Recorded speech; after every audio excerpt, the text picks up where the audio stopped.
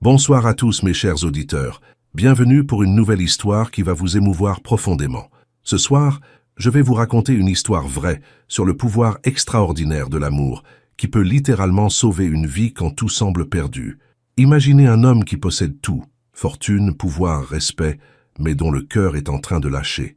Imaginez une femme au grand cœur qui consacre sa vie à soigner les autres sans jamais penser à elle. Que se passe-t-il quand le destin les réunit dans les circonstances les plus inattendues?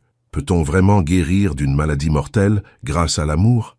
Et surtout, que se passe-t-il quand deux âmes solitaires découvrent qu'elles étaient faites l'une pour l'autre? Je remercie chacun d'entre vous qui suivez fidèlement notre chaîne, qui laissez vos likes et partagez nos histoires avec vos proches. Vous êtes ma plus belle motivation.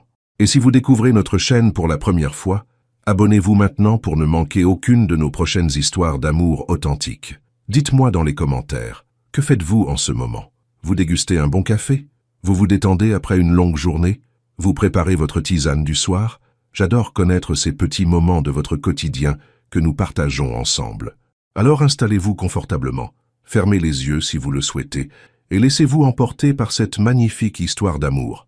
Le réveil sonnait à 5 heures du matin pour Amélie Dubois, comme chaque jour depuis qu'elle avait obtenu son diplôme d'infirmière il y a 4 ans, mais elle était déjà éveillée depuis quelques minutes, regardant par la fenêtre de sa petite chambre la banlieue parisienne qui commençait à s'animer. Elle habitait un modeste appartement de 2 pièces à Créteil, avec ses parents, Marie et Pierre, qui avaient travaillé toute leur vie pour lui offrir la chance d'étudier.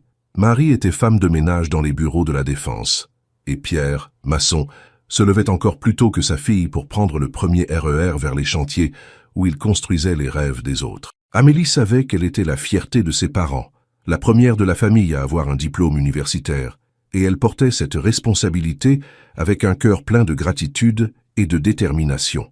Le trajet jusqu'à l'hôpital Henri Mondor, où elle travaillait au service de cardiologie, prenait 1h30 en transport en commun. Amélie utilisait ce temps pour réviser mentalement les patients qu'elle allait retrouver, pour étudier quelque article médical sur son téléphone ou simplement pour observer Paris qui s'éveillait. À 26 ans, elle avait cette sagesse que ses collègues remarquaient toujours, comme si elle possédait la maturité de quelqu'un de bien plus âgé. Peut-être était-ce parce que depuis petite, elle avait appris que la vie n'était pas facile, que chaque victoire coûtait de la sueur et du dévouement, et que soigner les autres était plus qu'un métier, c'était une mission. Ses yeux noisettes transmettaient toujours une sérénité qui apaisait les patients les plus anxieux, et ses mains délicates avaient le don d'apporter du réconfort même dans les moments les plus difficiles. À l'hôpital, Amélie était connue comme l'infirmière qui ne disait jamais non à une garde supplémentaire, qui se portait toujours volontaire pour s'occuper des patients les plus compliqués et qui avait une patience infinie avec les familles désespérées. « Amélie, tu dois aussi te reposer », lui disait toujours Madame Rousseau, la surveillante du service, une dame de 60 ans qui voyait en la jeune infirmière une fille. Mais Amélie se contentait de sourire et répondait qu'elle allait bien, qu'elle aimait ce qu'elle faisait. La vérité, c'est que le travail était son refuge, l'endroit où elle se sentait utile et épanouie. Elle n'avait jamais eu le temps pour des relations sérieuses, juste quelques rendez-vous ici et là qui ne menaient nulle part. Ses parents plaisantaient toujours en disant qu'elle allait finir vieille fille, à force de se dévouer aux autres, mais Amélie croyait que, quand ce serait le bon moment, l'amour apparaîtrait. Ce matin de mardi, Amélie arriva à l'hôpital et se dirigea directement vers le poste de soins, où elle retrouva ses collègues déjà en train d'organiser les médicaments et de vérifier les prescriptions médicales. « Bonjour les filles », les salua-t-elle avec son sourire caractéristique, en prenant sa blouse blanche qu'elle gardait toujours impeccable. Le service de cardiologie était l'un des plus lourds de l'hôpital, où arrivaient des patients avec de graves problèmes cardiaques, beaucoup d'entre eux âgés, et nécessitant des soins spéciaux et une attention redoublée. Amélie avait une connexion particulière avec ses patients. Elle savait écouter leurs histoires, tenir leurs mains dans les moments de peur et expliquer les procédures d'une manière simple qu'ils arrivaient à comprendre. Il était fréquent de voir des familles demander spécifiquement après elle, disant que quand Amélie était là, ils se sentaient plus en sécurité. Pendant sa garde ce matin-là, Amélie s'occupa de Monsieur Bertrand, un homme de 70 ans hospitalisé depuis 2 semaines en attente d'une chirurgie cardiaque. « Ma petite, vous êtes un ange », lui disait-il toujours quand elle venait vérifier sa tension artérielle. « Non, monsieur Bertrand, je fais juste mon travail », répondait Amélie, arrangeant son oreiller avec tendresse. « Mon travail non, ma mission. » Chaque patient dont je m'occupe m'apprend quelque chose de nouveau sur la vie, sur la force que nous avons en nous. Monsieur Bertrand souriait, prenait sa main et disait qu'il voulait lui présenter son petit-fils, un garçon de son âge qui avait aussi un bon cœur. Amélie riait, le remerciant, mais changeait de sujet. Ce n'était pas qu'elle ne voulait pas rencontrer quelqu'un de spécial, mais elle sentait que ce n'était pas encore le bon moment, qu'elle avait d'autres priorités dans la vie. Le salaire d'infirmière n'était pas énorme, surtout dans un hôpital public, mais Amélie tenait à aider à la maison et à économiser un peu chaque mois. Elle rêvait de faire une spécialisation, peut-être en cardiologie pédiatrique, pour pouvoir soigner des enfants avec des problèmes cardiaques.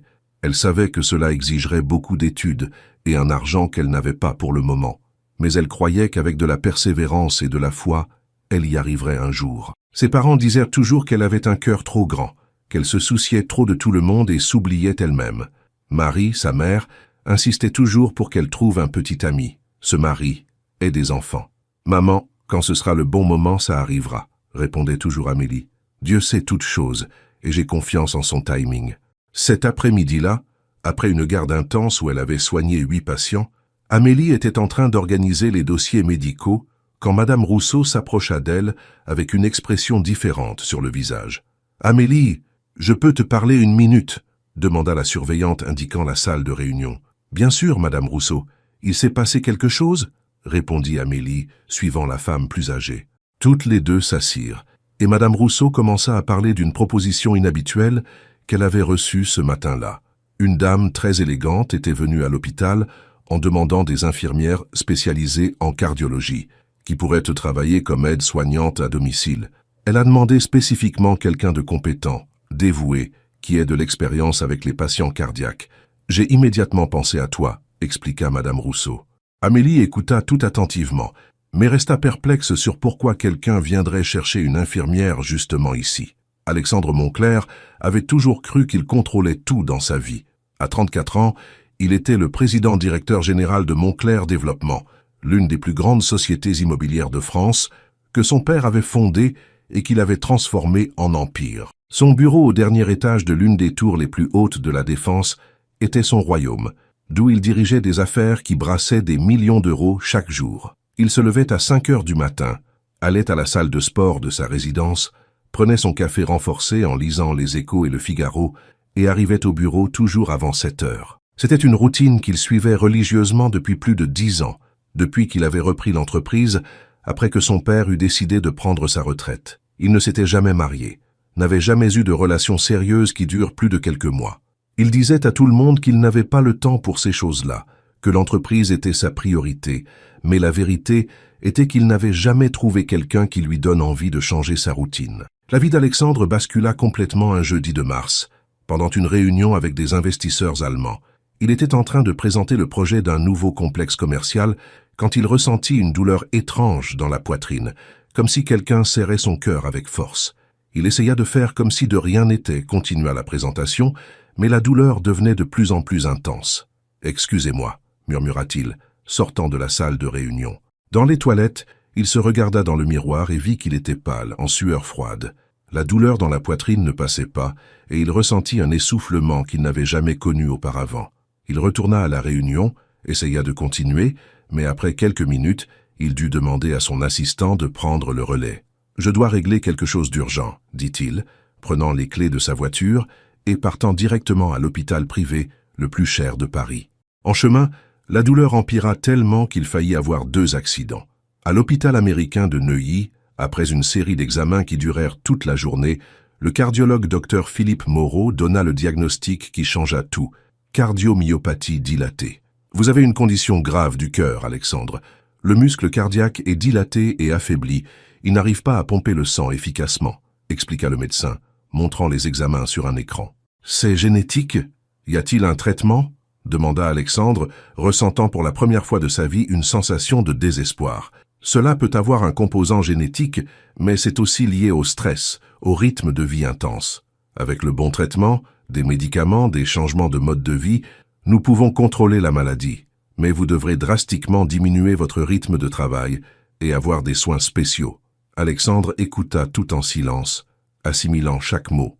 Lui qui avait toujours eu le contrôle sur tout, se retrouvait soudain dépendant de médicaments et de limitations qu'il ne pouvait ni négocier ni acheter. Les premiers jours après le diagnostic furent les pires de la vie d'Alexandre.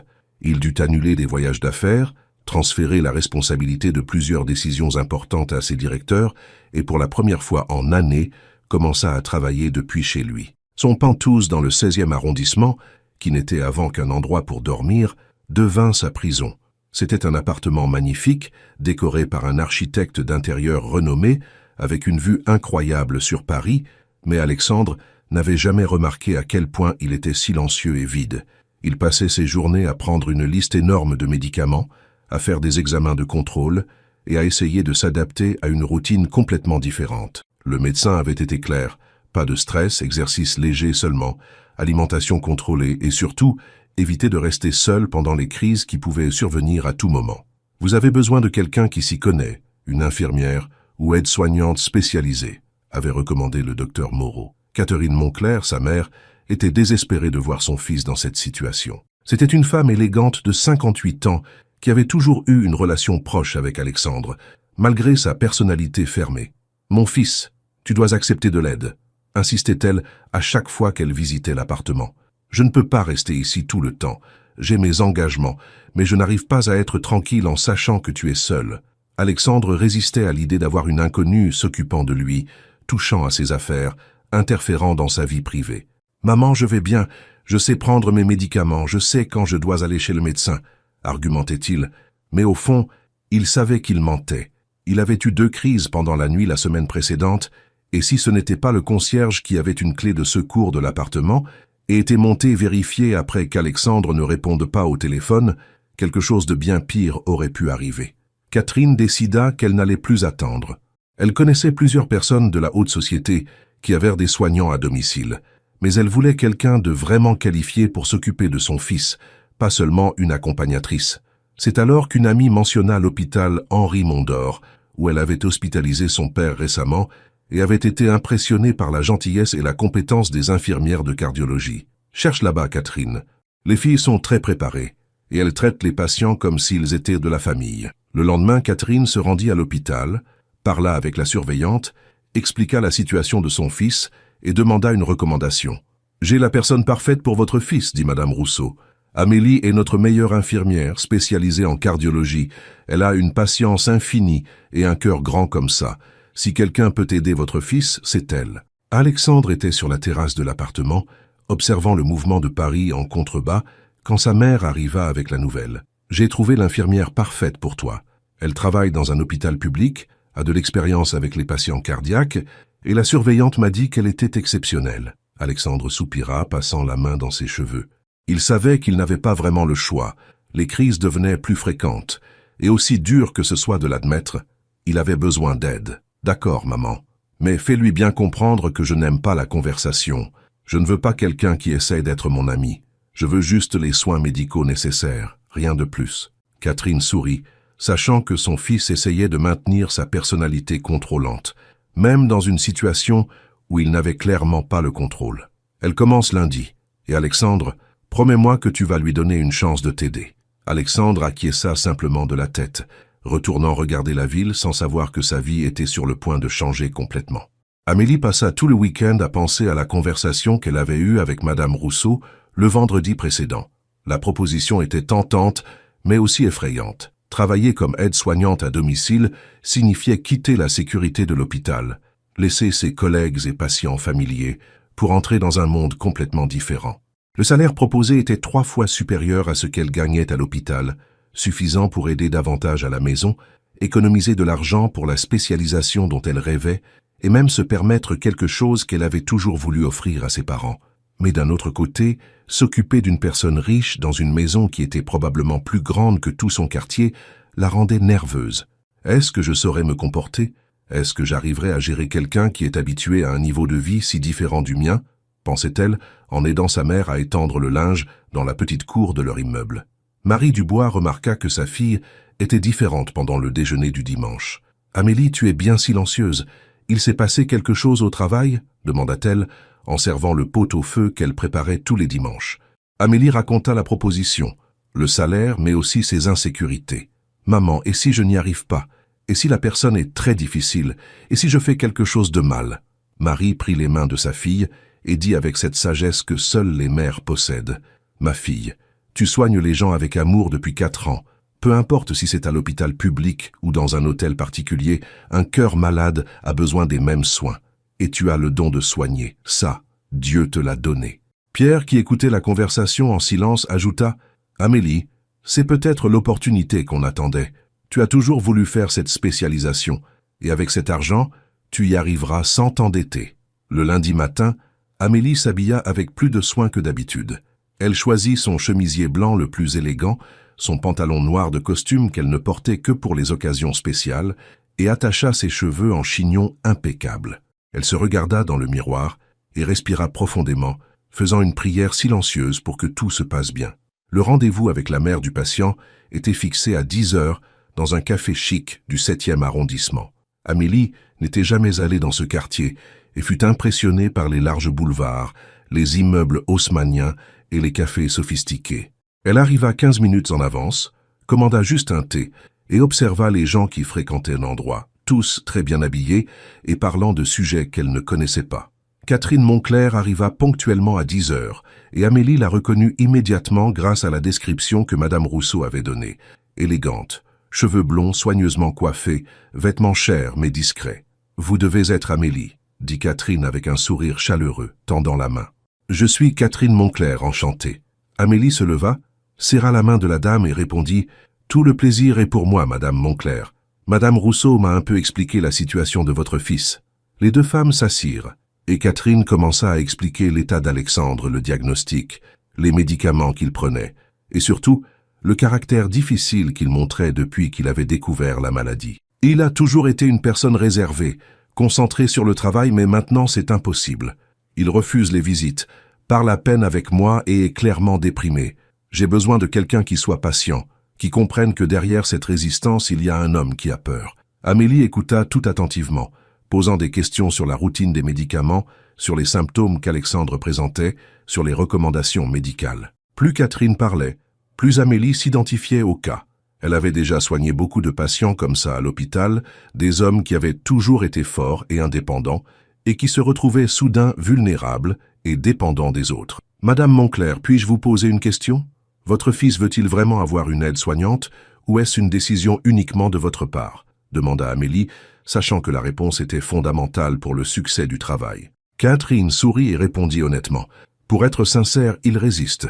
Mais il a eu 2 crises graves la semaine dernière, et je sais qu'il a besoin de quelqu'un près de lui. Auriez-vous la patience de gérer sa résistance initiale ?» Amélie pensa à ses patients les plus difficiles de l'hôpital, se souvint de la satisfaction qu'elle ressentait quand elle réussissait à gagner leur confiance, et répondit « Oui, j'en ai. Je sais que ce ne sera pas facile, mais je crois qu'avec du temps et du dévouement, je peux l'aider. » Catherine fut impressionnée par la sérénité et la maturité d'Amélie. Elle avait interviewé 2 autres candidates pendant la semaine, toutes les 2 avec des CV impeccables, mais aucune d'elles n'avait transmis la même confiance que la jeune infirmière transmettait maintenant. « À Amélie, acceptez-vous de commencer demain? Le salaire dont nous avons parlé avec Madame Rousseau vous convient-il? Avez-vous besoin d'un équipement spécial ?» Amélie confirma qu'elle acceptait, que le salaire convenait, et qu'elle avait juste besoin de sa trousse d'infirmière qu'elle portait toujours. « Une dernière chose, » dit Catherine, sortant une carte de son sac. « Voici l'adresse de l'appartement. C'est un Penthouse dans le 16e. Demain à 8 heures du matin, cela vous va ?» Amélie prit la carte, regarda l'adresse, et pour la première fois de sa vie, elle allait travailler dans un endroit qu'elle ne connaissait que par les films. « C'est parfait, Madame Moncler. Je serai là à l'heure. » Les 2 femmes se dirent au revoir d'une poignée de main, et Amélie sortit du café le cœur battant, sachant que sa vie était sur le point de prendre une direction complètement nouvelle. Le Penthouse où habitait Alexandre se trouvait au dernier étage d'un immeuble haussmannien de 8 étages, dans le 16e arrondissement, et Amélie n'avait jamais rien vu de pareil de sa vie. Le concierge, impeccablement uniformé, la reçut poliment après qu'elle se soit présentée et la conduisit jusqu'à un ascenseur privé qui donnait accès direct à l'appartement. Pendant la montée, Amélie essaya de calmer ses nerfs, révisant mentalement tout ce qu'elle savait sur la cardiomyopathie dilatée et se rappelant les mots d'encouragement que sa mère avait dit la veille. « Ma fille, tu vas soigner une personne qui souffre, peu importe combien de zéros elle a sur son compte en banque. » Quand les portes de l'ascenseur s'ouvrirent, elle se retrouva dans un hall d'entrée de marbre avec un lustre immense, et pendant un moment se sentit complètement déplacée. Elle respira profondément, ajusta son sac contenant son matériel d'infirmière et sonna à la porte. Alexandre ouvrit la porte avec déjà une expression contrariée sur le visage. Il portait un peignoir, avait les cheveux ébouriffés et n'avait visiblement pas bien dormi. Il regarda Amélie de haut en bas, remarquant ses vêtements simples mais impeccables, sa posture droite malgré sa nervosité évidente et ses yeux noisettes qui le regardaient avec détermination. « Vous devez être l'infirmière que ma mère a engagée », dit-il d'un ton froid qui laissait clairement entendre qu'il n'était pas content de la situation. « Je suis Amélie Dubois. Bonjour, monsieur Alexandre. Votre mère m'a expliqué votre condition et je suis ici pour vous aider dans tout ce qui sera nécessaire, » répondit-elle, gardant un sourire professionnel malgré l'accueil hostile. Alexandre la laissa entrer, ferma la porte avec plus de force que nécessaire et alla droit au but. « Écoutez, je n'ai pas demandé ça, je ne veux pas de ça, et je n'accepte que parce que ma mère ne me laisse pas tranquille. Alors mettons les choses d'eau claire dès le début.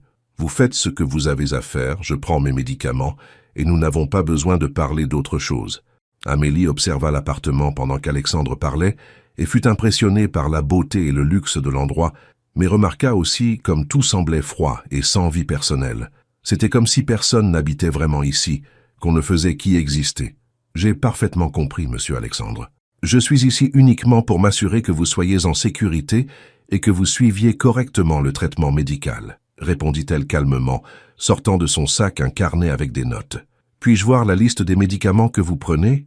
Et j'aimerais connaître votre routine d'alimentation et d'exercice. » Alexandre pointa vers une table basse où il y avait plusieurs boîtes de médicaments éparpillées, sans aucune organisation, et marmonna « Je prends quand je me souviens, je mange quand j'ai faim, et l'exercice c'est seulement quand je me sens bien. » Amélie regarda le désordre des médicaments et comprit immédiatement qu'il ne suivait aucun protocole adéquat, mais décida de ne pas le confronter le premier jour. Pendant les premières heures, Amélie observa Alexandre discrètement tout en organisant les médicaments dans des piluliers par horaire, en notant ses signes vitaux et en essayant de comprendre sa routine. Il passait la plupart du temps dans le bureau qu'il avait aménagé chez lui, parlant au téléphone avec des employés de l'entreprise, clairement stressé et ignorant complètement les recommandations médicales d'éviter les tensions. « Monsieur Alexandre, il est 11 heures. C'est l'heure de prendre le captopril et le carvedilol. » Elle l'avertit, apparaissant à la porte du bureau avec les médicaments et un verre d'eau. « Laissez ça sur le bureau, je prendrai plus tard, » répondit-il, sans lever les yeux de l'écran de l'ordinateur. « Vous devez prendre maintenant, l'estomac relativement vide. Si vous attendez après le déjeuner, l'absorption ne sera pas adéquate, » expliqua Amélie, gardant un ton respectueux mais ferme. Alexandre la regarda avec irritation, prit les comprimés et les avala d'un coup. « Voilà, vous êtes satisfaite ?» Le premier déjeuner fut un désastre complet. Alexandre commanda de la nourriture asiatique par une application, choisissant exactement tout ce qu'il ne pouvait pas manger. Saumon fumé plein de sodium, tempura frit et un dessert sucré. Quand la nourriture arriva, Amélie s'approcha de lui dans la cuisine et dit « Monsieur Alexandre, puis-je suggérer que vous évitiez le saumon fumé aujourd'hui? L'excès de sodium peut aggraver la rétention de liquide. » Alexandre arrêta de manger, la regarda avec une expression qui mélangeait colère et incrédulité, et répondit « Écoutez-moi bien, mademoiselle. J'ai déjà perdu ma liberté de travailler normalement. Je ne peux plus voyager quand je veux. Je dois prendre une pharmacie entière tous les jours. Au moins, laissez-moi manger ce que je veux dans ma propre maison. » Amélie sentit la douleur derrière sa colère, comprit que cette résistance était en fait de la peur et de la frustration, mais maintint sa position. « Je comprends votre frustration, monsieur Alexandre, je la comprends vraiment. Mais ma fonction ici est de prendre soin de votre santé, et il serait irresponsable de ma part de laisser passer des choses qui peuvent vous nuire. » L'après-midi fut marqué par une série de petits affrontements. Alexandre essayait de contourner toutes les orientations médicales. Il voulait sauter le médicament de 14 heures, insistait pour résoudre des problèmes de l'entreprise qui le rendaient clairement agité, et refusait de faire la marche légère que le cardiologue avait recommandée. « Je ne vais pas marcher comme un vieillard dans le couloir de mon propre appartement, » protesta-t-il, quand Amélie suggéra qu'il fasse au moins 10 minutes d'activité physique. « Alors allons à l'espace commun de l'immeuble. Il y a une piste de marche là-bas, » suggéra-t-elle. Mais Alexandre fut catégorique. « Je ne vais pas descendre pour que les voisins me voient dans cette situation. » Amélie comprit qu'en plus des problèmes physiques, Alexandre luttait contre une blessure d'orgueil qui était peut-être encore plus difficile à traiter que la maladie du cœur. Vers 17 heures, Alexandre eut sa première crise en présence d'Amélie. Il était au téléphone en train de discuter d'un problème sur un chantier quand il commença à ressentir un essoufflement et une douleur dans la poitrine. Il essaya de faire comme si de rien n'était, continua la conversation, mais Amélie remarqua immédiatement que quelque chose n'allait pas au changement de couleur de son visage et à la façon dont il respirait. « Monsieur Alexandre, vous devez raccrocher maintenant, dit-elle, s'approchant avec le tensiomètre. Je vais bien, c'est juste un peu de fatigue, essaya-t-il d'argumenter, mais l'essoufflement devenait plus évident. Amélie fut ferme. Vous n'allez pas bien, et si vous ne raccrochez pas maintenant, je vais raccrocher moi-même. Alexandre la regarda avec surprise. Personne ne lui avait jamais parlé de cette façon, mais quelque chose dans son ton le fit obéir. Il raccrocha le téléphone et s'assit dans le fauteuil, clairement effrayé par ce qu'il ressentait. Amélie agit avec l'efficacité de quelqu'un qui avait déjà géré des centaines de crises similaires. Elle vérifia la tension artérielle qui était élevée, surveilla la fréquence cardiaque qui était irrégulière et administra le médicament d'urgence que le médecin avait prescrit pour ces situations. Respirez lentement, monsieur Alexandre. Inspirez par le nez, expirez par la bouche. Elle le guida d'une voix calme et sûre. Je vais rester ici avec vous jusqu'à ce que ça passe. Alexandre, qui avait toujours été une personne qui résolvait tout seul, se retrouva complètement dépendant de cette femme qu'il connaissait depuis quelques heures seulement. Pendant les 20 minutes que dura la crise, Amélie resta à côté de lui, surveillant chaque symptôme, expliquant ce qui se passait et transmettant une sécurité qu'il ne savait pas qu'il avait besoin. Quand il réussit finalement à respirer normalement de nouveau, Alexandre la regarda et pour la première fois de la journée, son expression n'était pas d'hostilité. « Merci », murmura-t-il, et Amélie répondit « C'est pour ça que je suis ici, monsieur Alexandre, pour que vous n'ayez jamais à passer par ça tout seul. » Dans les 2 semaines qui suivirent, la routine entre Alexandre et Amélie s'établit graduellement, mais encore avec beaucoup de résistance de sa part. Alexandre continuait à tester ses limites, essayant de contourner les orientations médicales, et maintenant une distance froide qui laissait clair qu'elle n'était qu'une employée. Mais Amélie avait de la patience, fruit d'années à soigner des patients difficiles à l'hôpital. Et plus important, elle arrivait à voir au-delà de l'hostilité superficielle. Elle percevait qu'Alexandre avait peur, que son agressivité était en fait une façon de protéger sa vulnérabilité et que derrière cet homme puissant et contrôleur, il y avait quelqu'un qui n'avait jamais eu besoin de dépendre de personne et ne savait pas comment gérer cette nouvelle réalité. Tous les matins, elle arrivait avec le même sourire professionnel, organisait les médicaments avec patience et répondait à ses provocations avec une sérénité qui commençait à le désarmer peu à peu. Le premier grand changement arriva un jeudi pluvieux. Alexandre était particulièrement irrité parce qu'il avait dû annuler une réunion importante à cause d'une consultation médicale et il déchargea sa frustration sur Amélie toute la journée. « Vous auriez pu décommander la consultation, ce n'était pas urgent », se plaignit-il quand ils revinrent de l'hôpital. « Monsieur Alexandre, c'étaient des examens de contrôle qui ne peuvent pas être reportés. Votre santé doit passer en premier », répondit Amélie, rangeant les nouveaux médicaments que le médecin avait prescrits. « Ma santé, on dirait que c'est la seule chose qui compte maintenant. Et mon entreprise? Et mes employés? Et les projets qui dépendent de moi ?» explosa Alexandre, marchant d'un côté à l'autre du salon. Amélie arrêta ce qu'elle faisait, le regarda avec compréhension et dit quelque chose qui le prit par surprise. « Je sais que c'est très difficile pour vous d'accepter ces limitations. Vous avez toujours été une personne indépendante, qui résolvait tout seul, et soudain vous vous retrouvez à avoir besoin d'aide pour des choses basiques. Mais prendre soin de votre santé maintenant, c'est la façon de garantir que vous pourrez revenir vous occuper de tout ce qui est important pour vous. » Alexandre arrêta de marcher et la regarda avec une expression différente. C'était la première fois que quelqu'un reconnaissait sa frustration sans le juger, sans essayer de minimiser ce qu'il ressentait. « Vous comprenez vraiment, dit-il, plus pour lui-même que pour elle. J'ai déjà soigné beaucoup de patients comme vous, des cadres, des entrepreneurs, des personnes habituées à avoir le contrôle sur tout. La maladie ne choisit ni profession, ni classe sociale, monsieur Alexandre. Tous ont peur, tous ont l'impression d'avoir perdu le contrôle, expliqua Amélie, arrangeant les coussins du canapé où il était assis. Mais la différence entre bien se rétablir ou non est justement d'accepter que parfois nous avons besoin d'aide. Alexandre resta silencieux pendant quelques minutes, assimilant ces mots, et pour la première fois depuis qu'elle était arrivée, il ne discuta pas quand elle apporta les médicaments de l'après-midi. Le tournant définitif arriva une nuit de samedi. Alexandre se réveilla à 3 heures du matin, avec une douleur dans la poitrine très forte, différente des crises précédentes. Il essaya de se lever seul, mais le vertige était si intense qu'il faillit tomber par terre. Amélie, qui dormait dans la chambre d'amis à côté de la sienne, se réveilla au bruit et courut jusqu'à la chambre principale. Elle trouva Alexandre assis au bord du lit, pâle, en sueur froide et clairement paniqué. « Amélie, je crois que cette fois c'est sérieux », dit-il d'une voix tremblante, une phrase qu'elle n'avait jamais imaginé entendre sortir de sa bouche. « Je suis là, monsieur Alexandre, je vais m'occuper de tout », répondit-elle, vérifiant déjà les signes vitaux et préparant les médicaments d'urgence. La crise dura presque 1 heure, la plus longue qu'il ait eue depuis le début du traitement, et pendant tout ce temps Amélie resta à côté de lui, surveillant chaque changement, parlant pour le maintenir calme et transmettant une sécurité dont il n'avait jamais su qu'il avait tant besoin.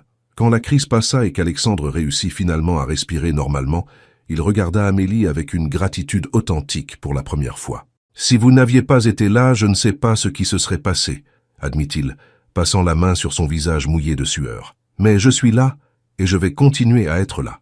C'est pour ça que j'existe, monsieur Alexandre, » répondit-elle, arrangeant les oreillers pour qu'il soit plus confortable. « Vous pouvez m'appeler simplement Alexandre, » dit-il, et dans ces mots simples, il y avait un changement fondamental dans la relation entre eux deux. À partir de ce moment-là, les barrières qu'il avait construites commencèrent à tomber, et Alexandre commença à voir Amélie non pas comme une intruse dans sa vie, mais comme quelqu'un qui se souciait genuinement de son bien-être. Dans les jours qui suivirent, Alexandre commença à poser des questions sur la vie d'Amélie. D'abord, ce furent des questions occasionnelles, comme d'où elle venait, depuis combien de temps elle travaillait comme infirmière, si elle aimait sa profession. Amélie répondait avec simplicité, sans entrer dans les détails intimes. Maintenant, le professionnalisme, mais Alexandre percevait la sincérité dans chaque réponse. « Vous avez toujours voulu être infirmière ?» demanda-t-il un après-midi, pendant qu'elle organisait les médicaments sur la table du salon. « Depuis petite. Ma grand-mère est tombée malade quand j'avais 10 ans, et je voyais comment les infirmières s'occupaient d'elle avec tendresse. J'ai décidé que je voulais faire ça pour d'autres personnes, » raconta Amélie, sans mentionner que sa famille avait vendu presque tout pour payer le traitement de sa grand-mère. Alexandre remarqua qu'elle ne se plaignait jamais des difficultés, ne parlait jamais d'argent ou de problèmes personnels, et avait une façon d'envisager la vie qu'il n'avait jamais vue auparavant. Un après-midi, Alexandre surprit Amélie en posant des questions sur sa famille. « Vous habitez seul ?»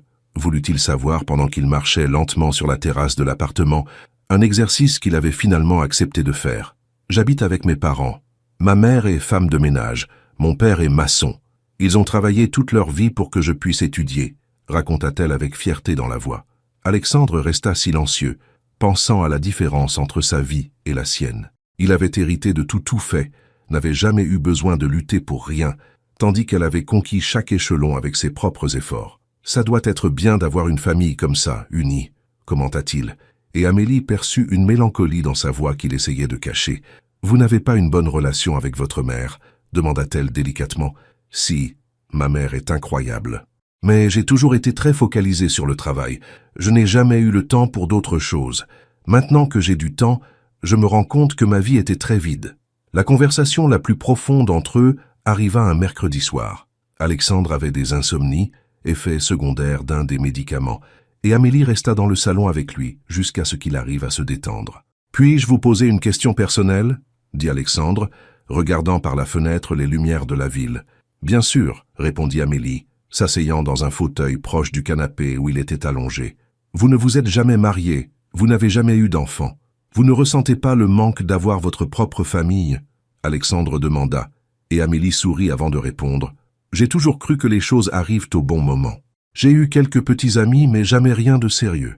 J'ai toujours donné la priorité au travail, à soigner les autres, à aider ma famille. Parfois, je pense que je suis pareil à vous là-dessus.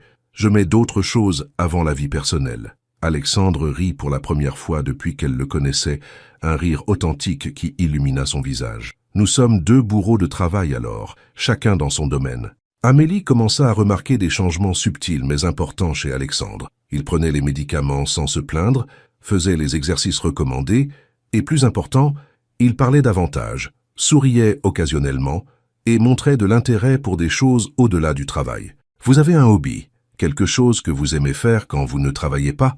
demanda-t-il un matin pendant qu'ils prenaient le petit déjeuner ensemble, une habitude qui s'était établie naturellement. « J'aime lire, surtout des romans. Et j'aime cuisiner pour ma famille les week-ends, répondit Amélie. Vous savez cuisiner? De la vraie nourriture, pas ces trucs que je commande par application? Voulut savoir Alexandre, genuinely intéressé. Oui, j'ai appris avec ma mère. Elle fait le meilleur pot-au-feu du monde, dit Amélie avec nostalgie dans la voix. Un jour, vous devrez m'apprendre à faire quelque chose. Je n'ai jamais appris à cuisiner. J'ai toujours eu une femme de ménage, où je commandais de la nourriture toute prête. À ce moment-là, Amélie perçut qu'Alexandre commençait à imaginer un futur différent pour sa vie, un futur où il n'aurait plus besoin de ses soins, mais où peut-être elle pourrait encore être présente d'une certaine façon. Catherine, la mère d'Alexandre, commença à remarquer les changements chez son fils pendant ses visites hebdomadaires. Alexandre est différent, plus calme, plus présent quand nous parlons, commenta-t-elle avec Amélie un après-midi quand Alexandre faisait la sieste après le déjeuner. Il accepte mieux le traitement, suit toutes les orientations médicales. Ça fait une différence énorme dans la guérison, expliqua Amélie. Ce n'est pas que ça, Amélie. Il est plus humain, vous savez. Avant, c'était que travail, seulement des chiffres et des affaires.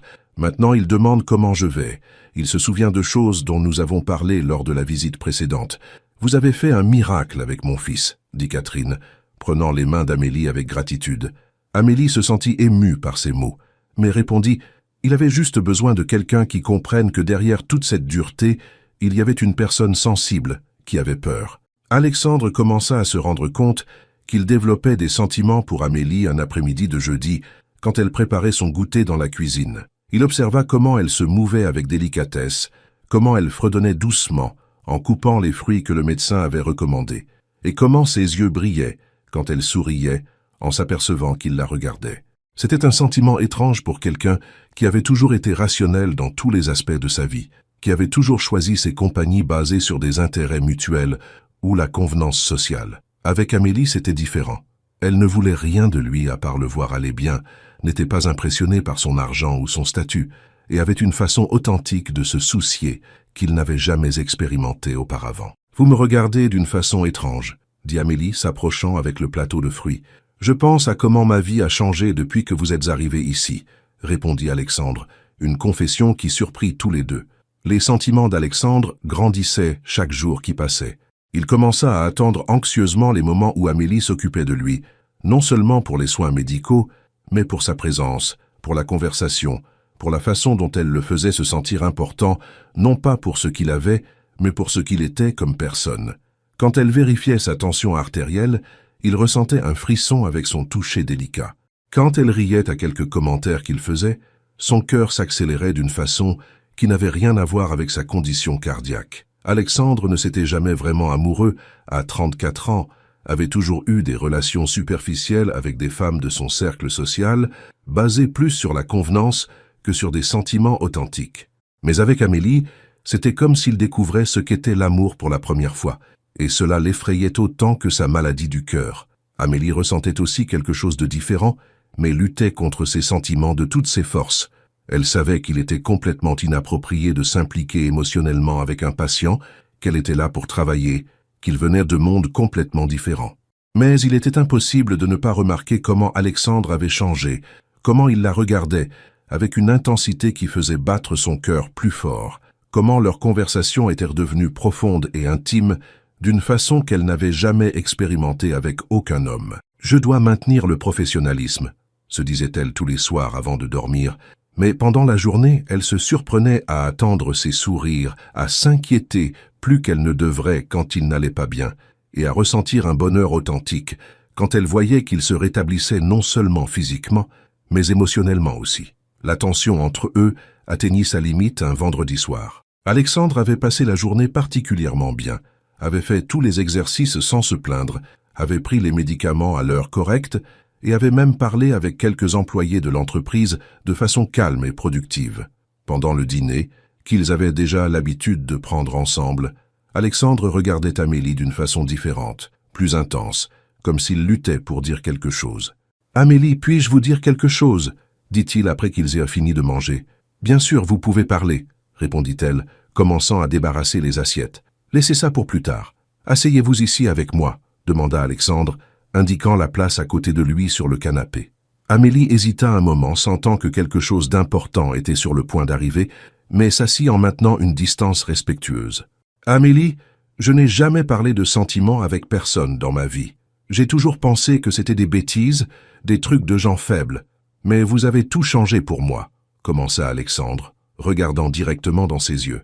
Ce n'est pas seulement parce que vous prenez soin de ma santé, ce n'est pas seulement parce que vous êtes une infirmière exceptionnelle. C'est parce que vous m'avez fait découvrir une partie de moi que je ne savais même pas qui existait. Vous me donnez envie d'être une meilleure personne, non seulement pour guérir de la maladie, mais pour mériter l'attention que vous me donnez. Amélie sentit son cœur s'emballer, savait qu'il était en train de se déclarer, et toute sa formation professionnelle criait pour qu'elle arrête cette conversation, mais quelque chose de plus fort l'empêchait de se lever. « Alexandre, commença-t-elle à parler, mais il l'interrompit gentiment. « Laissez-moi finir, s'il vous plaît. Je sais que c'est compliqué. Je sais que vous êtes ici pour travailler. Je sais que nous venons de mondes différents. Mais je ne peux plus faire semblant de ne rien ressentir pour vous. » Alexandre s'approcha d'elle sur le canapé, prit ses mains avec délicatesse et continua. « Amélie, je suis tombé amoureux de vous. Je suis tombé amoureux de votre bonté, de votre dévouement, de la façon dont vous voyez le monde, de la force que vous avez. Je suis tombé amoureux de la façon dont vous me faites sentir que je peux être vulnérable sans être faible. » Amélie avait les yeux pleins de larmes, luttant entre ce qu'elle ressentait et ce qu'elle pensait devoir faire. « Alexandre, c'est très confus pour moi. Vous êtes mon patient, je suis ici pour prendre soin de vous, et... » essaya-t-elle d'argumenter, mais il l'interrompit de nouveau. « Et vous avez pris soin. Vous avez pris soin de mon cœur malade, mais vous avez aussi éveillé des sentiments que je ne savais même pas que je pouvais avoir. S'il vous plaît, dites-moi que vous ressentez quelque chose aussi. » La question resta dans l'air, et Amélie savait qu'elle ne pouvait plus mentir ni à lui ni à elle-même. « Je ressens oui, » admit Amélie, sa voix presque un murmure. « Je sais que je ne devrais pas. Je sais que c'est compliqué, mais je ressens. Vous n'êtes plus seulement un patient pour moi depuis longtemps, Alexandre. Vous êtes devenu quelqu'un dont je me soucie, d'une façon qui va bien au-delà du professionnel. » Alexandre sourit, un sourire de soulagement et de bonheur qui illumina tout son visage. Il s'approcha encore plus, tint son visage entre ses mains et demanda « Puis-je vous embrasser ?» Amélie acquiesça, et quand leurs lèvres se rencontrèrent, ce fut comme si le monde entier s'arrêtait. C'était un baiser doux, plein de tendresse, de sentiments qui avaient été gardés pendant des semaines, d'une connexion qui allait bien au-delà du physique. Cette nuit-là changea tout entre eux. Après le premier baiser, ils restèrent à parler jusqu'à tard, confessant des sentiments, des peurs, des rêves. Alexandre raconta qu'il ne s'était jamais senti si connecté avec quelqu'un, que pour la première fois de sa vie, il comprenait ce que signifiait aimer vraiment. Amélie admit qu'elle non plus ne s'était jamais amoureuse de cette façon, qu'elle avait peur de rêver, de se réveiller et découvrir que rien de tout ça n'était réel. « C'est réel, Amélie. Ce que je ressens pour vous est la chose la plus réelle qui me soit jamais arrivée, » dit Alexandre caressant son visage. « Et vous, êtes-vous sûre de ce que vous ressentez ?» Amélie regarda dans ses yeux, vit toute la sincérité et la vulnérabilité qu'il montrait et répondit « J'en suis sûre. Je suis tombée amoureuse de vous aussi, Alexandre, de qui vous êtes vraiment, pas de ce que vous avez. » Ils s'embrassèrent de nouveau, cette fois avec plus d'intensité, et Alexandre la prit dans ses bras, l'emmenant vers sa chambre. Ce fut une nuit d'abandon total, de découverte, d'amour véritable s'exprimant non seulement avec des mots, mais avec chaque caresse, chaque baiser, chaque moment d'intimité. Amélie se donna complètement, oubliant pendant quelques heures toutes les complications que cette situation pourrait apporter. Alexandre fut délicat, attentionné, la traitant comme si elle était la chose la plus précieuse du monde. Pour tous les deux, ce fut la première fois qu'ils faisèrent l'amour vraiment, pas seulement du sexe, mais une union d'âme qui avait été faite l'une pour l'autre. Quand ils s'endormirent enlacés, Amélie pensa qu'elle ne s'était jamais sentie si complète, et Alexandre sentit qu'il avait finalement trouvé ce qu'il avait toujours cherché sans le savoir. Le matin suivant, ils se réveillèrent encore enlacés, et pendant un moment restèrent juste à se regarder, assimilant tout ce qui s'était passé. « Je ne regrette rien, » dit Alexandre, embrassant son front. « Moi non plus, » répondit Amélie, se blottissant plus près de lui. « Et maintenant, comment allons-nous faire ?» demanda-t-elle, ramenant la réalité des complications qui les entouraient. « Maintenant, nous allons voir où cela nous mène. Je sais que ce ne sera pas facile. Je sais qu'il y a beaucoup de choses à résoudre, mais je veux essayer. Je veux être avec vous, Amélie, vraiment, » dit Alexandre avec détermination. « Moi aussi, je veux, » admit-elle, scellant la promesse avec un baiser doux. À ce moment-là, tous les deux savaient que leur vie avait changé pour toujours et qu'ensemble ils allaient affronter n'importe quel défi qui apparaîtrait sur leur chemin. 2 semaines après cette nuit qui changea tout entre eux, Amélie et Alexandre vivaient une sorte de lune de miel secrète. Pendant la journée, elle continuait à s'occuper de lui avec le même professionnalisme que toujours, mais maintenant il y avait une intimité nouvelle entre eux, des regards complices, des touches discrètes quand personne ne regardait, et des conversations chuchotées qui révélaient des plans pour l'avenir. Alexandre se rétablissait de façon surprenante, les examens montraient une amélioration significative, et le médecin était optimiste sur sa condition. « L'amour fait vraiment des miracles », plaisanta le docteur Moreau pendant une consultation, sans savoir à quel point ces mots étaient littéralement vrais. Le soir, après que tous les soins médicaux soient terminés, ils devenaient simplement Alexandre et Amélie, un couple amoureux découvrant ce que signifiait aimer et être aimé vraiment. Catherine commençait à remarquer des changements encore plus profonds dans le comportement de son fils.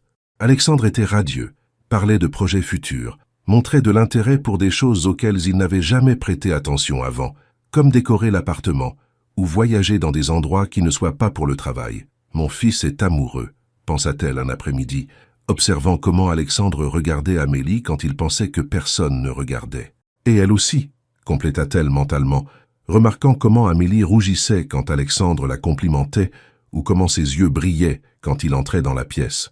Catherine était partagée entre le bonheur de voir son fils vraiment heureux pour la première fois et l'inquiétude des complications que cette situation pourrait apporter.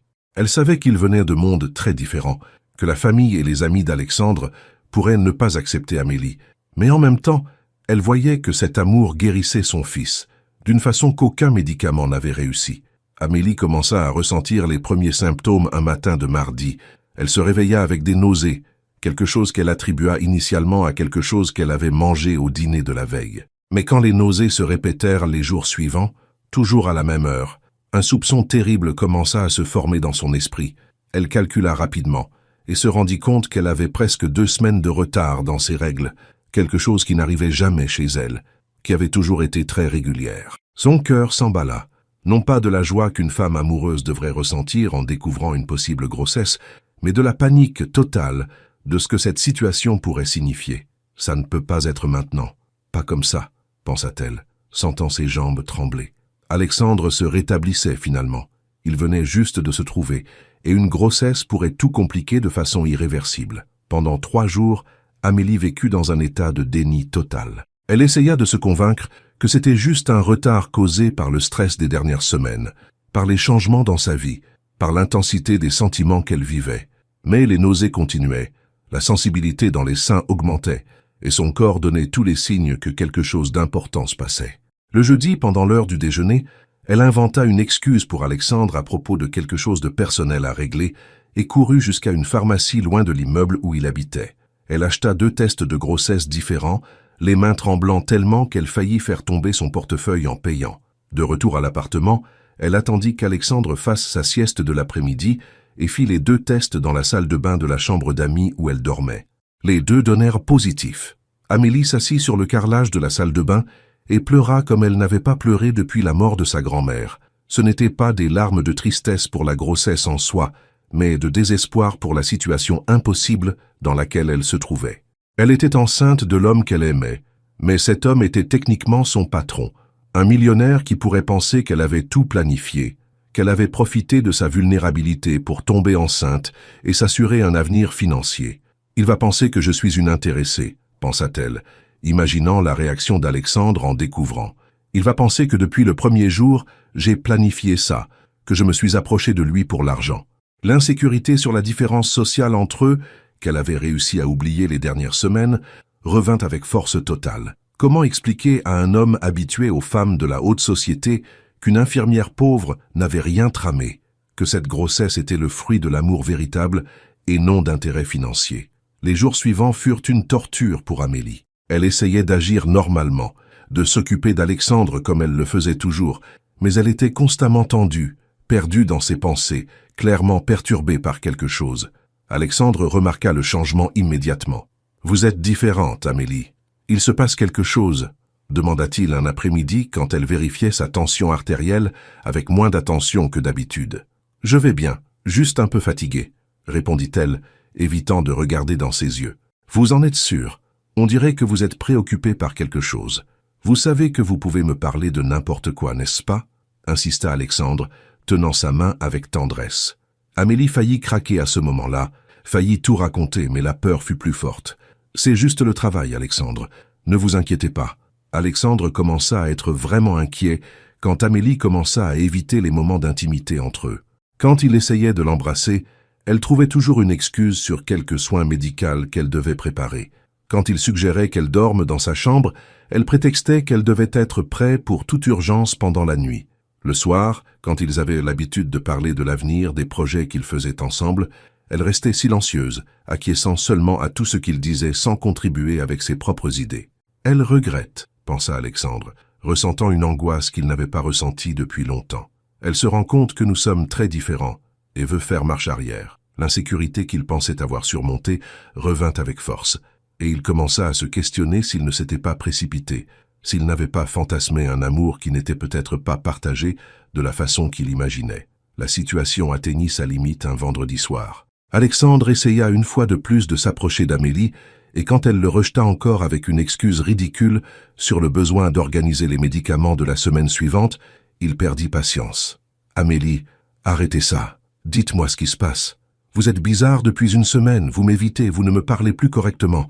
Si vous regrettez ce qui s'est passé entre nous, ayez au moins le courage de me le dire en face, » explosa Alexandre dans un mélange de douleur et de colère. Amélie le regarda avec les yeux pleins de larmes, voyant son angoisse, se rendant compte que son attitude blessait exactement la personne qu'elle aimait le plus au monde. « Ce n'est pas ça, Alexandre. Je ne regrette rien, » dit-elle, la voix tremblante. « Alors qu'est-ce que c'est?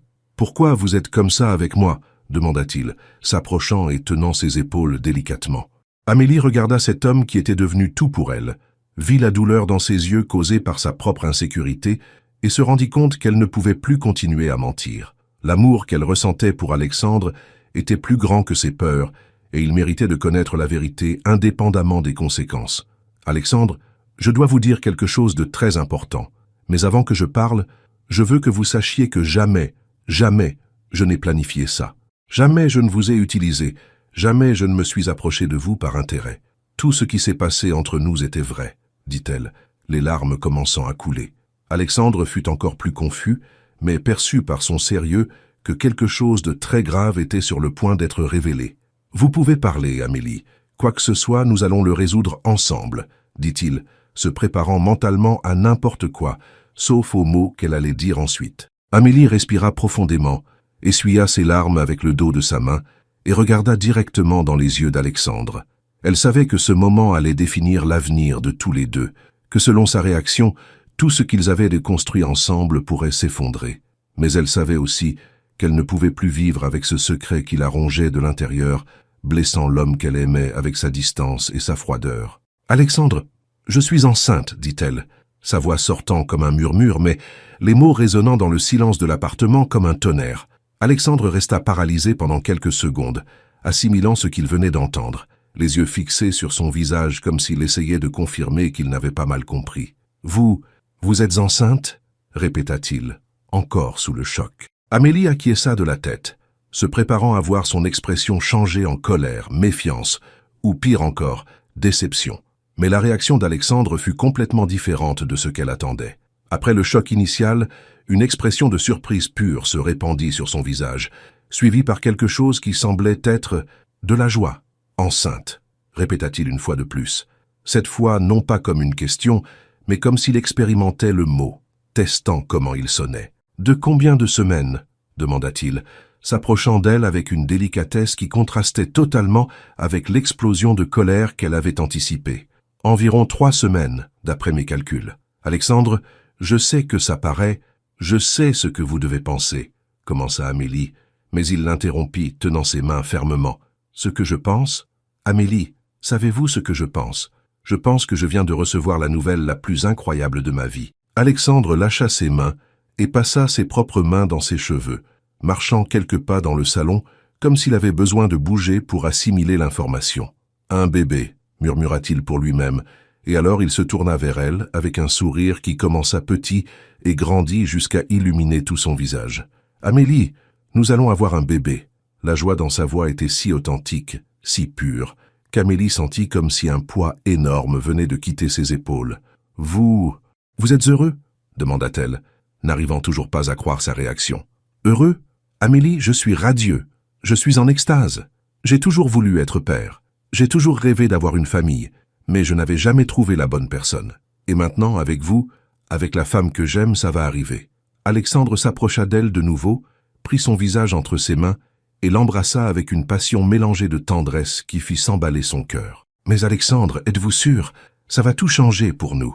Les gens vont parler, vont dire que j'ai profité de vous, que j'ai planifié ça pour avoir de l'argent, » exprima Amélie, toutes les insécurités qu'elle avait gardées pendant la semaine sortant d'un coup. Alexandre tint son visage avec plus de fermeté, regardant directement dans ses yeux. « Amélie Dubois, écoutez-moi bien. Je connais votre cœur. Je sais quel genre de personne vous êtes. Je sais que vous ne feriez jamais quelque chose comme ça. Et plus important, je me fiche de ce que les gens vont dire. Je ne m'en suis jamais soucié avant. Je ne vais pas commencer maintenant, surtout quand il s'agit de la femme que j'aime et du bébé qu'elle porte. » Ces mots étaient dits avec une conviction si absolue qu'Amélie permit finalement à la joie de prendre la place de la peur qu'elle ressentait. Alexandre s'agenouilla devant elle, posa ses mains délicatement sur le ventre encore plat d'Amélie et parla comme si le bébé pouvait l'entendre. « Salut, petit. Je suis ton papa, et je veux que tu saches que je t'aime déjà plus que j'imaginais qu'il soit possible d'aimer quelqu'un. Ta maman est la femme la plus incroyable du monde, et tu as eu beaucoup de chance d'être conçu de l'amour que nous ressentons l'un pour l'autre. » Amélie commença à pleurer de nouveau, mais cette fois c'étaient des larmes de soulagement et de bonheur. Voir Alexandre parler au bébé, démontrant une tendresse qu'elle ne savait même pas qu'il possédait, la fit tomber amoureuse de lui encore plus profondément. « Vous voulez vraiment ça, Alexandre? Vous voulez avoir un enfant avec moi ?» demanda-t-elle, caressant ses cheveux pendant qu'il continuait agenouillé devant elle. « Amélie, je veux tout avec vous. Je veux être le père de notre enfant. Je veux me marier avec vous. Je veux construire une vraie famille. Je n'ai jamais voulu quelque chose avec autant de certitude dans ma vie, » déclara Alexandre, se levant et l'enveloppant dans une étreinte qui semblait vouloir la protéger du monde entier. « Me marier ?» répéta Amélie, surprise. « Vous voulez m'épouser ?» Alexandre rit, un son riche et heureux qu'elle adorait entendre. « Bien sûr que je veux vous épouser. Je pensais que c'était évident. Je ne peux pas vivre sans vous, Amélie. Vous avez sauvé ma vie de toutes les façons possibles. Vous m'avez appris ce qu'est aimer vraiment. Et maintenant, vous me donnez le cadeau le plus précieux que je pourrais recevoir. » Il fit une pause, regarda dans ses yeux avec tout le sérieux du monde et dit « Amélie Dubois, voulez-vous m'épouser ?»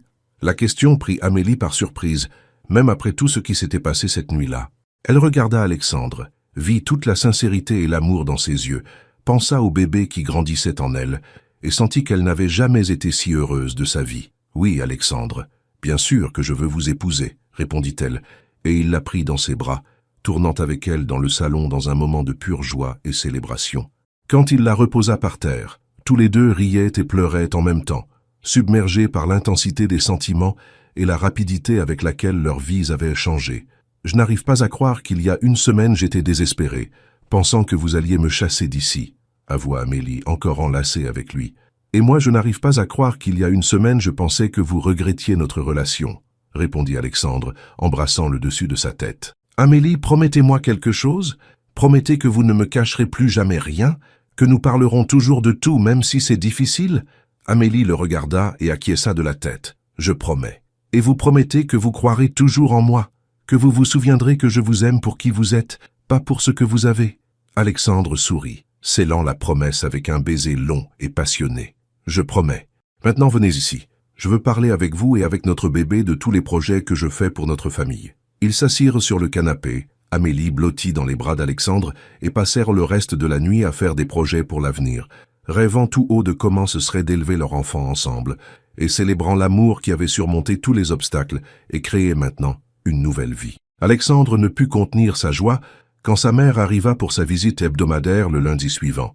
Catherine remarqua immédiatement que quelque chose de spécial s'était passé par l'éclat dans les yeux de son fils et la façon dont lui et Amélie se regardaient, une intimité nouvelle qui n'était pas là la semaine précédente. « Maman, asseyez-vous ici, j'ai quelque chose à vous dire, » dit Alexandre, indiquant le canapé du salon principal, avec Amélie à côté de lui tenant sa main.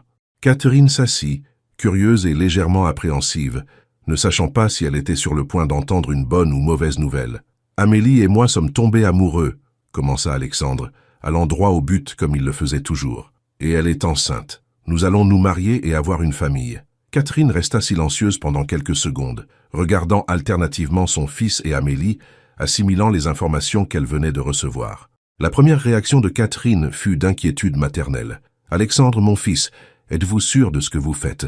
N'est-ce pas un peu rapide? Vous vous connaissez depuis si peu de temps, dit-elle, avec le soin de quelqu'un qui ne voulait pas offenser Amélie, mais était genuinely inquiète pour son fils.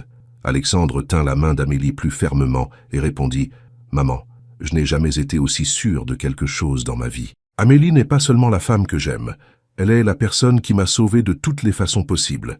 Elle m'a appris à vraiment vivre. » Catherine se tourna alors vers Amélie, étudiant son visage, cherchant des signes d'intérêt financier ou de fausseté, mais tout ce qu'elle vit fut sincérité, nervosité et un amour authentique dans les yeux de la jeune infirmière. « Amélie, êtes-vous sûre de ce que vous faites aussi?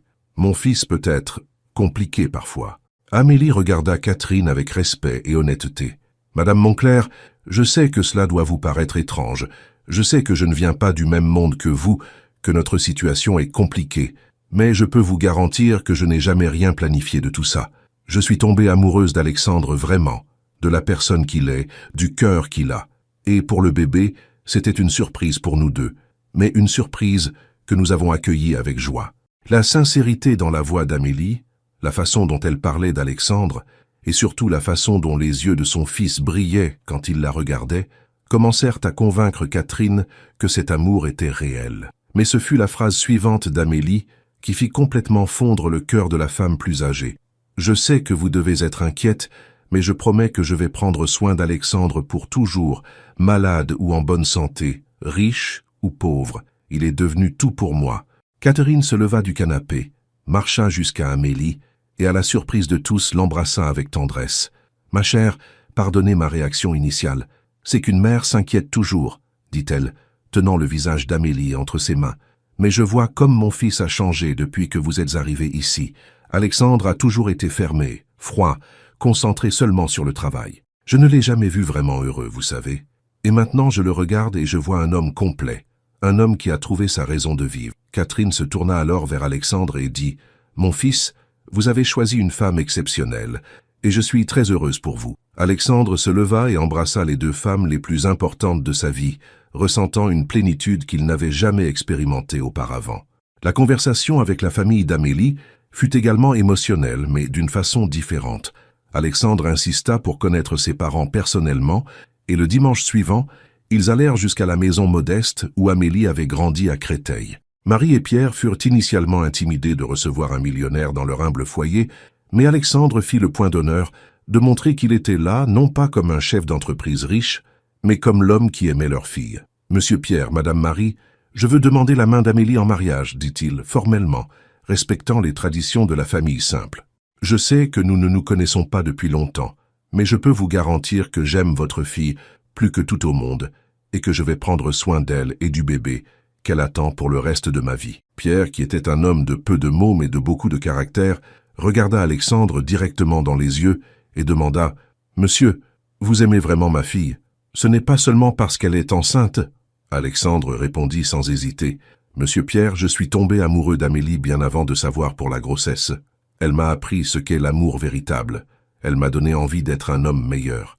La grossesse est une bénédiction, mais ce n'est pas la raison de mon amour pour elle. » Marie, qui avait observé toute la conversation en silence, s'approcha d'Alexandre et dit « Vous avez rendu ma fille heureuse.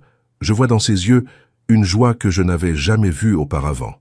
Ça me suffit. » L'après-midi se termina par un déjeuner en famille, où Alexandre goûta au fameux pot-au-feu de Marie et déclara que c'était vraiment le meilleur qu'il ait jamais mangé, conquérant définitivement le cœur de ses beaux-parents.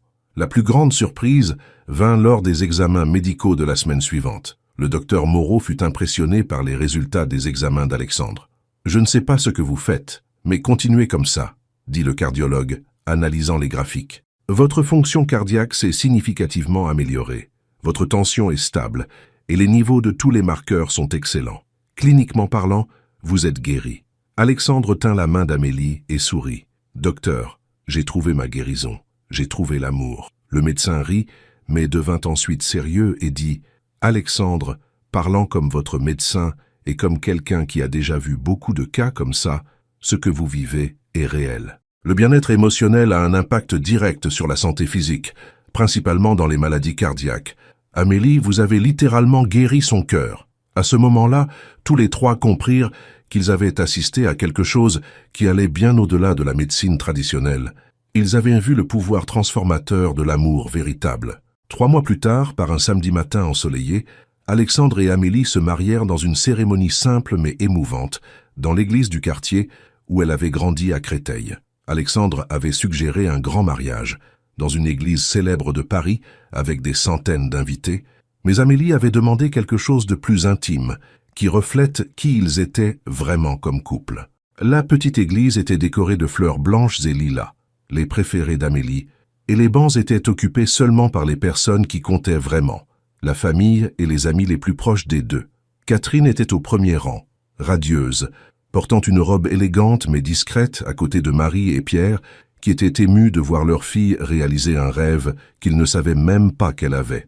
Madame Rousseau et quelques collègues de travail d'Amélie étaient également présentes, toutes les larmes aux yeux en voyant la transformation de leur amie.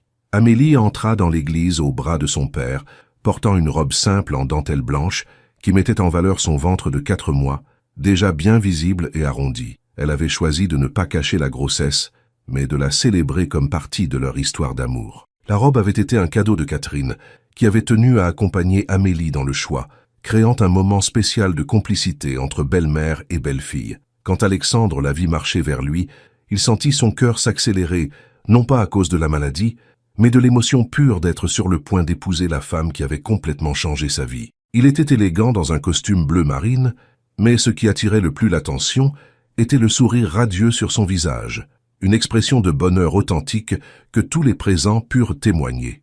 La cérémonie fut conduite par le père Antoine, qui connaissait la famille d'Amélie depuis qu'elle était enfant. Pendant l'homélie, il parla de comment l'amour véritable a le pouvoir de transformer non seulement 2 personnes, mais tous ceux qui les entourent. Alexandre et Amélie nous montrent que l'amour ne connaît pas de barrière sociale, que quand 2 âmes se rencontrent, elles se complètent indépendamment d'où elles viennent ou où elles vont, dit le prêtre, regardant le couple qui se tenait par les mains devant l'autel. Et le fruit de cet amour, le bébé qui grandit déjà dans le ventre d'Amélie, est la preuve que Dieu bénit les unions faites avec sincérité et pureté de cœur. Quand vint le moment des vœux, Alexandre tint les mains d'Amélie et parla d'une voix émue. « Amélie, vous m'avez appris que la vie n'a de sens que quand elle est partagée avec ceux qu'on aime. Je promets de vous aimer, de vous protéger et de vous rendre heureuse tous les jours de notre vie, dans la santé et la maladie, dans la richesse et la pauvreté. » Amélie répondit les larmes aux yeux. « Alexandre, vous m'avez montré que l'amour véritable existe et qu'il vaut la peine de l'attendre. Je promets de prendre soin de vous soutenir dans tous vos rêves et de construire avec vous la famille la plus heureuse du monde. » Quand le prêtre les déclara mari et femme et qu'Alexandre embrassa Amélie, toute l'église explosa en applaudissements et larmes de joie. Il était impossible de ne pas s'émouvoir en voyant cet amour authentique être officialisé, cette union qui était née dans les circonstances les plus improbables et avait fleuri de la façon la plus belle possible. Catherine pleurait de bonheur en voyant son fils enfin complet, et Marie tenait la main de Pierre, murmurant qu'elle n'avait jamais imaginé que sa fille puisse être si heureuse. La fête fut chez Alexandre, qui avait été décoré pour recevoir les invités de façon chaleureuse et accueillante. Pour la première fois, cet appartement luxueux mais froid se remplit de vie, de rire, de musique, de personnes qui se souciaient vraiment les unes des autres. Alexandre tint à ce que la nourriture soit préparée par la famille d'Amélie elle-même, honorant ses traditions et montrant qu'il respectait ses origines. Marie commanda la cuisine comme une reine, préparant des plats qui firent comprendre à tous les invités pourquoi Alexandre était tombé amoureux, non seulement d'Amélie, mais de toute la famille. Pendant le dîner, Alexandre se leva pour porter un toast. « Je veux remercier chacun de vous d'être ici pour partager ce moment avec nous. Mais surtout, je veux remercier la femme qui est devenue mon épouse aujourd'hui. Amélie, vous m'avez sauvé d'une vie vide. Vous m'avez appris ce qu'est l'amour, et maintenant vous me donnez le cadeau le plus précieux que je pourrais recevoir.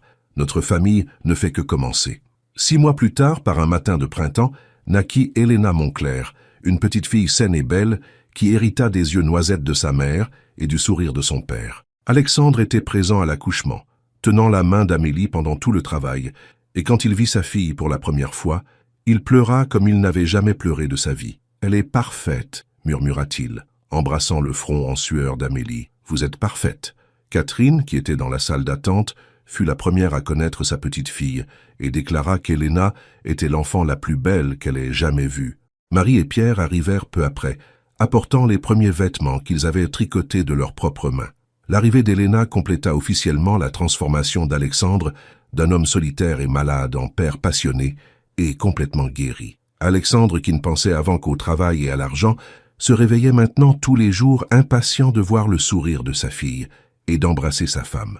Il réduisit drastiquement sa charge de travail, commença à déléguer plus de responsabilités pour se consacrer à sa famille et découvrit qu'il était possible d'avoir du succès dans les affaires sans sacrifier la vie personnelle. Amélie, de son côté, décida de ne pas retourner travailler comme infirmière pour le moment, préférant se dédier entièrement à sa fille et à son mari. Mais Alexandre tint à ce qu'elle continue ses études, payant la spécialisation en cardiologie pédiatrique dont elle avait toujours rêvé. « Je veux que vous réalisiez tous vos rêves, mon amour. Notre fille a besoin d'une mère qui soit un exemple de détermination, » disait-il toujours quand Amélie doutait si elle devait étudier. Leur vie devint exactement ce que tous les deux avaient toujours rêvé sans savoir que c'était possible. Alexandre découvrit que l'amour d'une famille valait plus que toutes les affaires du monde, et Amélie apprit qu'elle méritait d'être aimée et soignée avec la même dédicace qu'elle avait toujours eue pour les autres. Helena grandissait entourée d'amour, de tendresse, et surtout de l'exemple d'un couple qui se complétait parfaitement. Et tous les soirs, avant de dormir, Alexandre regardait sa femme et sa fille dans ses bras et remerciait pour cette maladie du cœur qui, au final, avait été responsable d'amener dans sa vie les deux femmes qui lui avaient appris le vrai sens du mot bonheur.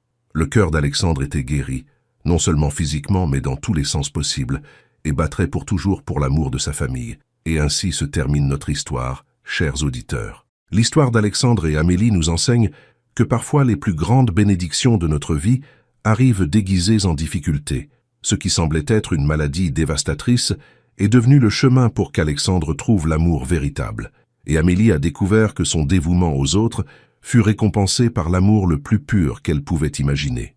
L'amour véritable ne connaît pas les différences sociales, ne se soucie pas du compte en banque, et a le pouvoir de guérir non seulement les cœurs blessés, mais des vies entières. Alexandre et Amélie ont prouvé que quand deux personnes s'aiment vraiment, elles peuvent surmonter n'importe quel obstacle et construire un bonheur solide et durable.